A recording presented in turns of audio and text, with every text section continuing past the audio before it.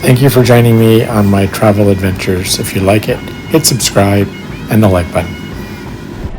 Finally arrived in Portsmouth to see the museum that I've been longing to see for a long time, and that's the Naval Dockyard, which is still an active naval base with the Royal Navy. And I've lucked out because the HMS Queen Elizabeth is docked alongside. I'm heading off to see the Mary Rose.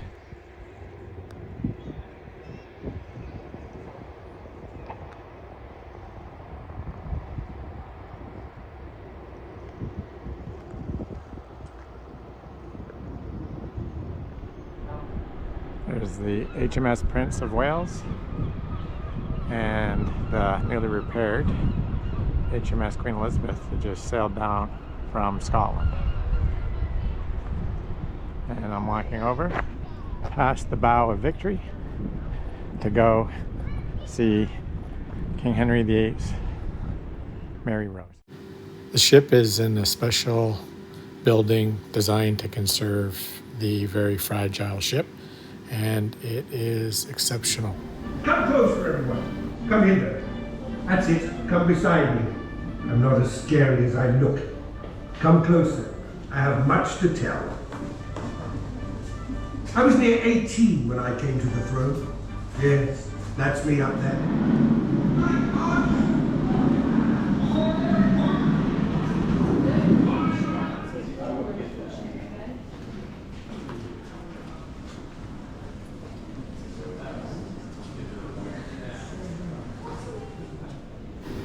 My favorite part of the museum was the way they focused in on the individuals and the roles that they had aboard ship.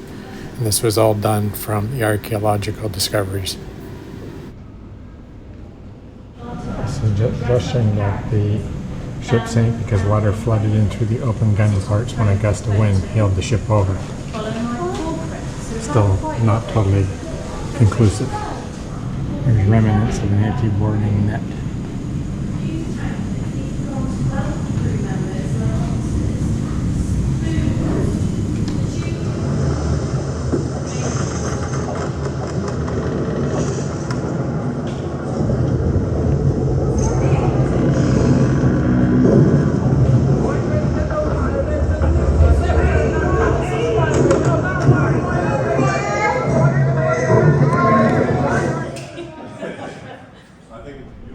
Back of the ship would have been the ship's badge, and they discovered the piece of wood and eventually exposed the rose.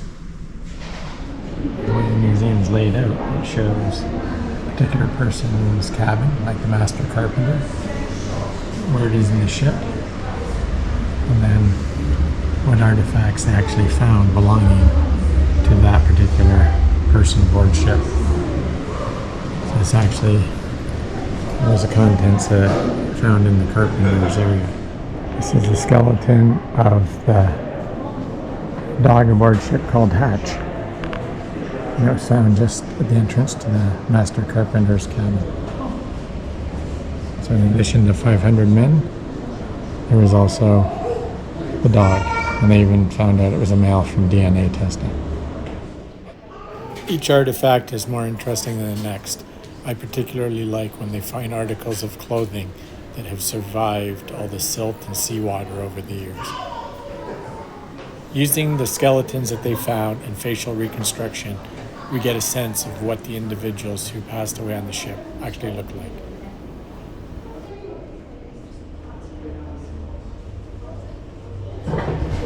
Original Tudor gun, and you can see Henry VIII cipher and the Mary Rose crest. Each cabinet features a crew member that they were able to find with all of the artifacts found within their cabin, and it describes the roles they each had aboard ship. You can see the clothing that they found on the skeletal remains within the master gunner's area. Even includes a comb. There was quite an extensive collection of medical devices. I'm not sure I'd want to have operations without anesthetic, however.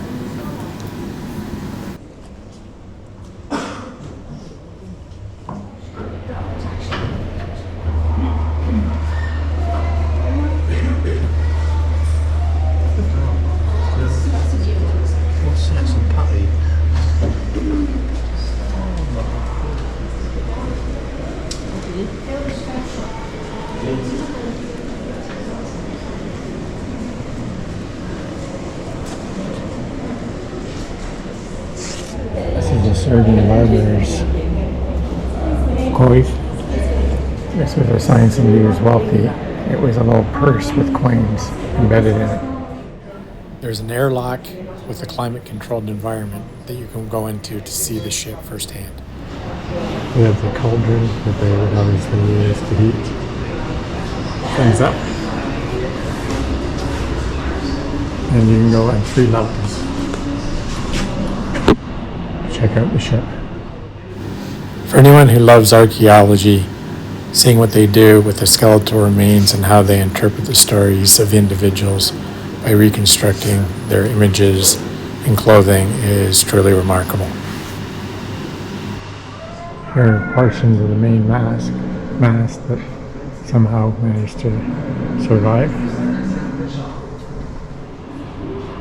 Reconstruction from the skeletal remains of what the cook would look like, with all of the things found with the skeletal remains to help identify him as the cook. And from the archaeological explorations, you can see that the classes dine differently, and from the skeletal remains you could tell how healthy they were based on their diets. You can see the remains of 30 pigs that they found in one of the barrels. You can see all the type of food and butchery that was done and some of the equipment that they used. There's a face of the purser, and you knew it was him because there is coins as well as even clothing items like shoes. Truly amazing.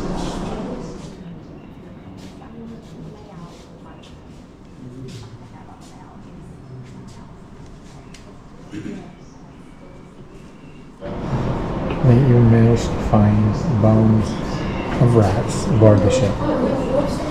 And it's really remarkable that leather and any sort of clothing items would survive. Not as surprising, wood and rope. And certainly pewter, but just the sheer quantity of things preserved for 500 years is amazing. Those things are called trucks, and they're made of walnut, which is like an oily wood. So they can go up and down the mast. That holds the yard, which holds the sail. So they could move the sail up and down, and also left to right. Yeah, that's very clever. And I say those are made of walnut, which is an oily wood, so that's like a lubricant. Have a look at one over here. I'll show you. Come. When you see it in situ, it makes no sense. That holds the sail, so they can go round and about and also up and down. Yeah. That was given to us by Channel 4 television, that model. About 15 years ago, there was The skeleton was found on the main deck, and with all the accoutrements, looks like it was an officer, because they had signs of wealth.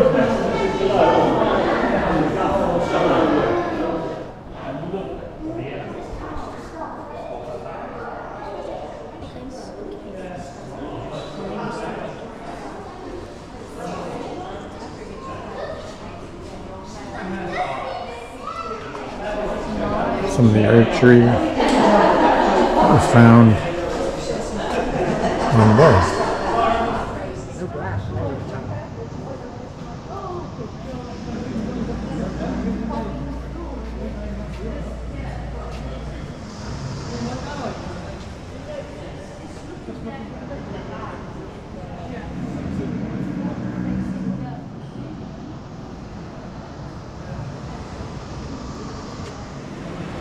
At the very top, there's an open air area without glass, and you can see the ship.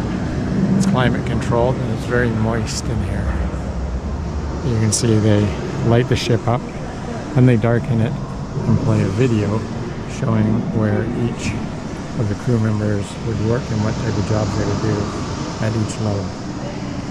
There it goes, darkening, and then the video will come on showing each member of the crew.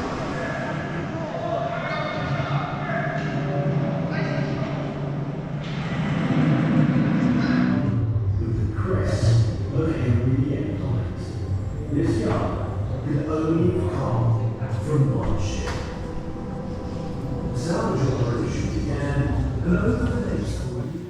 I love the fact that they actually found the actual bell of the Mary Rose, as well as giving you a graphic indicating what parts of the ship they actually were able to recover and put on display. Please join me in my next video if you'd like to see HMS Victory and HMS Warrior along with the rest of the Dockyard.